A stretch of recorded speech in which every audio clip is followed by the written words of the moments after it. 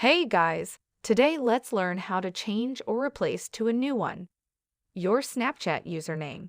Once you are on the Snapchat application, and want you guys head on over onto your profile icons, which should be over here on the top left.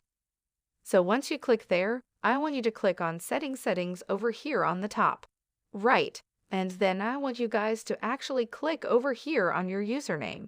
And then right here, you could actually have the chance or rather, the opportunity now to change your username. So click over here on Continue. But you must be warned that once you change your username, you could only do it once a year. So click on Continue once you're happy with that. And basically, you can now change your username onto anything you'd like if you want to. If you want to add another number, a number or a letter, maybe it's actually do that, click on Next.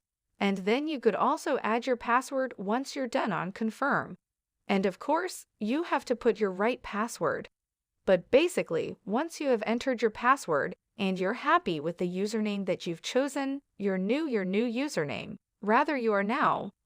you have actually successfully changed your username on Snapchat in no time. Thank you for watching this video. I'll see you guys in the next one.